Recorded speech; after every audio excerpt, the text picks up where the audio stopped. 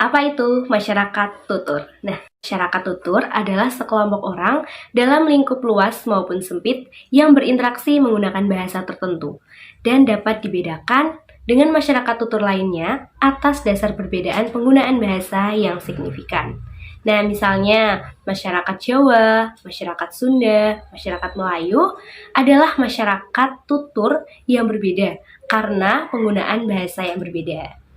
Nah, berikut disajikan contoh dari masyarakat tutur. Lagi ngapa, guys? Berapa ya sosial linguistik ini? Wes, keben. Iyalah, tua. Apa yang ngerti? Tapi wajib nih. Menang saya kok. Ya, jadi ini gak bisa.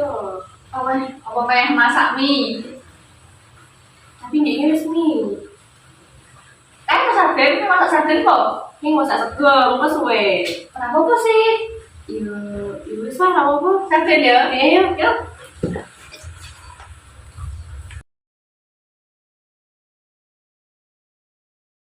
Oke, jangan lama-lama, mari kita mulai aja.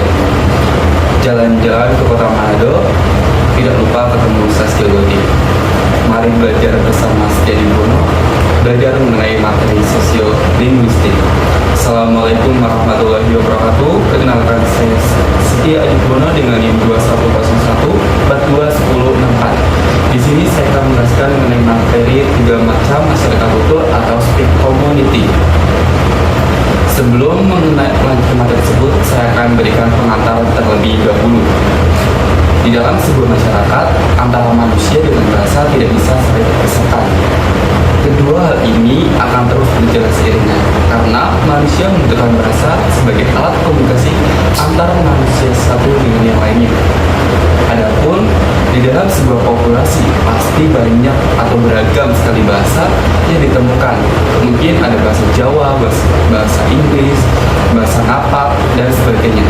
Adapun 3 macam dalam masyarakat tutur itu, yang pertama ada sebahasa yang saling mengerti, sebahasa tidak saling mengerti, dan yang terakhir atau yang ketiga tidak sebahasa tapi saling mengerti. Untuk lebih jelasnya, saya akan menjelaskan lebih detail atau memberikan contoh tentang yang ketiga, yaitu tidak sebahasa tapi saling mengerti. Mari simak paparan dari video berikut ini. Ayo kita ngonten bareng ya, pokoknya nang pas buka. Tapi perkenalannya ada kenek ya. Aku pembukaan dulu ya. Ada kenek membawa mantel. Welcome back to my channel, wes mantap. Ini kedatangan Chef Juna. Mantap banget ini. Kalau misalnya lagi ngejurin kayak gitu galak banget sih Chef. Kenapa ya Chef ya? Ya itu sebagai sebuah kewajiban aja. Oh, sebagai buah kewajiban ya. Jajal ngomong dulu Chef, orang apa orang kepenak kayak gitu. So anyway, everyone, thank you for having me here. Orang apa orang kepenak sih lokal baik. Sing lokal, oke? Iya. Well, terima kasih sudah menginvite saya di sini. So I have fun. Oh my god, ini jos banget ya pasti ini ya. Coba untuk menutup orang apa orang kepenak ya Chef ya.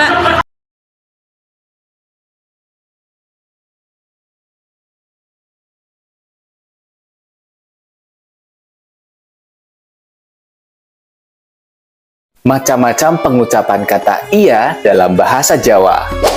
Nggih, nje, iyo, iye, iyoi, iyo a, iyo ra, iyo ye, iyo e, iyo se, iyo ta, nah ara, nah si, nah ao,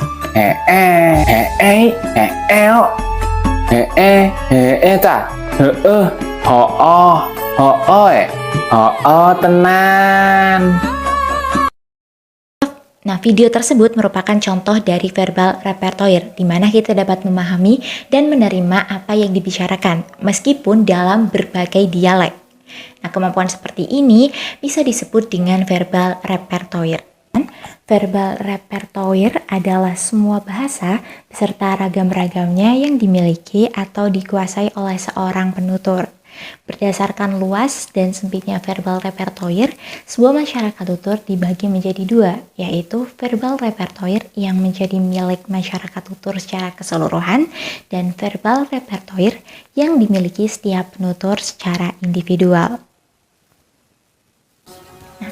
Berdasarkan verbal repertoire yang dimiliki oleh masyarakat bahasa dibedakan menjadi 3, yaitu masyarakat monolingual atau masyarakat yang menguasai satu bahasa, masyarakat bilingual atau masyarakat yang menguasai 2 bahasa, dan masyarakat multilingual atau masyarakat yang menguasai lebih dari 2 bahasa. Berdasarkan pengklasifikasian sebelumnya, maka setidaknya akan memunculkan mengenai ideolek dan sosioleg, di mana ideolek sendiri adalah setiap orang yang memiliki kekhasan sendiri dalam berbahasa, misalnya saja pada volume suara, pemilihan kata, dan penggunaan unsur bahasa lain. Sosioleg merupakan penggunaan bahasa pada kelompok-kelompok masyarakat yang memiliki perbedaan dari status sosial kedudukan dan golongan kelas sosial. Baik teman-teman, itulah sedikit pemaparan mengenai verbal repertoire dari saya, dan mungkin teman-teman juga sudah tahu ya sedikit banyak mengenai verbal repertoire, di mana terdapat banyak variasi bahasa dan tidak hanya pada dialog daerah saja, melainkan juga pada ciri atau keunikan setiap individu maupun kelompok dalam berbahasa atau bertutur.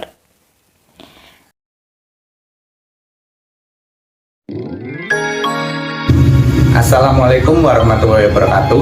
Halo, perkenalkan nama saya Marcel Tejakusuma. Di sini saya akan menginformasikan mengenai batasan di dalam masyarakat tutur. Seperti yang kita ketahui, masyarakat tutur merupakan kumpulan orang yang memiliki norma kebahasaan yang sama. Nah, di dalam masyarakat tutur terdapat batasannya loh, yang akan saya paparkan dalam pemaparan berikut ini. Batasan masyarakat tutur. Batasan masyarakat tutur yang dihasilkan oleh Chomsky bahwa satuan sosial dan budaya tidak penting serta tidak memenuhi syarat untuk penelitian empiris, deskriptis, sosiolinguistik, sebagaimana masyarakat tutur homogen jelas-jelas mengingkari fakta bahwa masyarakat tutur tersusun atas anggota-anggota dengan ciri fisik, kepribadian, status sosial, ekonomi, tingkat pendidikan, dan asal kedaerahan. Pada kenyataannya, anggota masyarakat memiliki organ bicara yang nantinya akan menghasilkan ideolek yang berbeda atau wujud cara bahasa yang berlainan.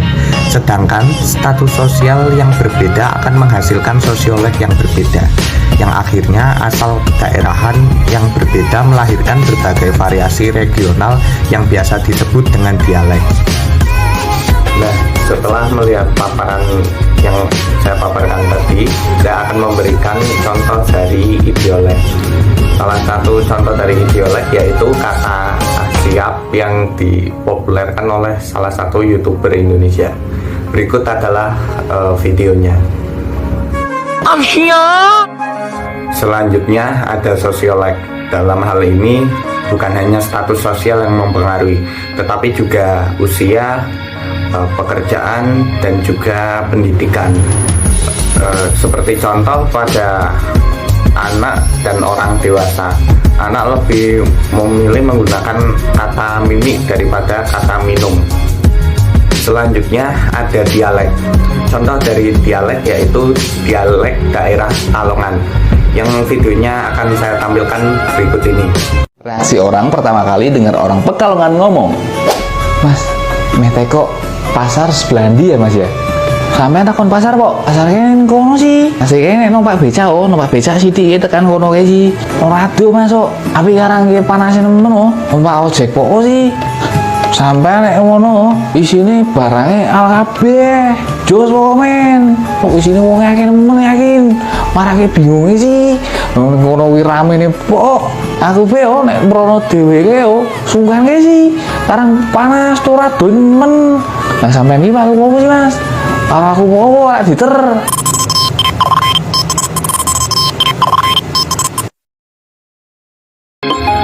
Oke, sekian dari saya. Wassalamualaikum warahmatullahi wabarakatuh.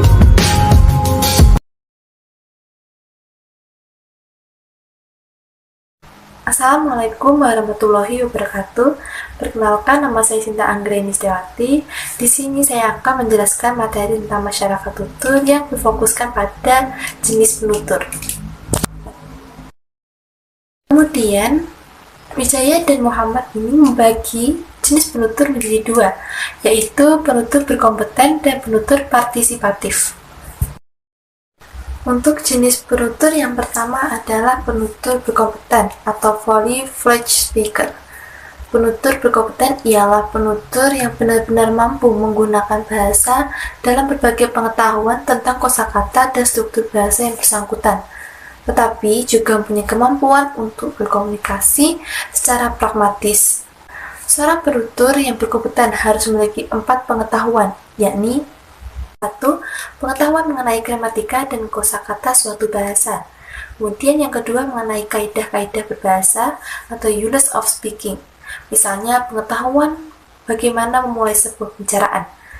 Kemudian yang ketiga, pengetahuan tentang bagaimana menggunakan dan merespon tipe-tipe tindak tutur yang berbeda-beda, seperti perintah, permohonan, atau ucapan terima kasih. Kemudian yang keempat, pengetahuan tentang bagaimana berbicara secara wajar.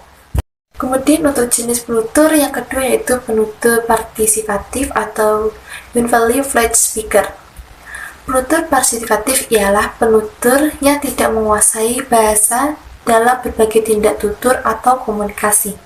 Seorang penutur partisipatif biasanya ialah seorang pendatang dalam sebuah masyarakat tutur dan ia mengalami kultur shock atau geger budaya. Kemudian untuk contoh, Wijaya dan Muhammad ini telah memberikan gambarannya, yaitu seperti seorang penutur asli Bali pindah ke kota Semarang yang mendengarkan seorang tetangganya yang sedang bertutur menggunakan bahasa Jawa mengatakan, besok aku harap tunggu manuk. Secara harfiah, kalimat tersebut kan berarti besok saya menunggu burung. Orang Bali tersebut tidak memahami makna sebenarnya kalimat tersebut, sebab ia hanya memahami kalimatnya secara harfiah atau memahami makna sebenarnya. Padahal kalimat tersebut bermakna besok saya akan menghalau burung. Perbedaan penafsiran ini karena penutur dan nama tutur memiliki perbedaan budaya. Di dalam sebuah masyarakat tutur terdapat individu-individu yang melakukan tuturan.